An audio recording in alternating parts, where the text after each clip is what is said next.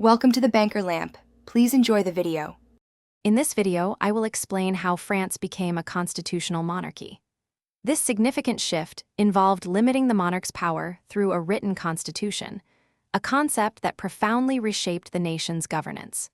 We will explore the pivotal moments and key documents that led to this transformation, moving from absolute rule to a system where the king shared authority with an elected assembly. Understanding this period is crucial for grasping the foundations of modern French political thought and its lasting impact on European history.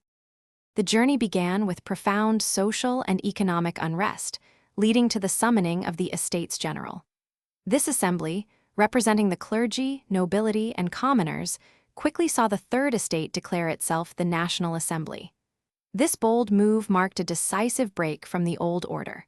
Public discontent escalated, culminating in the dramatic storming of the Bastille, a pivotal event that demonstrated the people's determination to challenge absolute royal power and demand fundamental changes to the nation's governance. A cornerstone of this transformation was the Declaration of the Rights of Man and of the Citizen, proclaiming universal rights and freedoms. Following this, the National Assembly meticulously drafted a comprehensive constitution. This document established a clear separation of powers, creating a legislative assembly and defining the monarch's role. The king became a constitutional monarch, retaining executive authority, but bound by the law and accountable to the elected representatives, marking a significant departure from absolute rule. Despite its revolutionary nature, the constitutional monarchy proved to be short-lived, lasting only about 2 years. It struggled with deep internal divisions and the growing radicalization of political factions.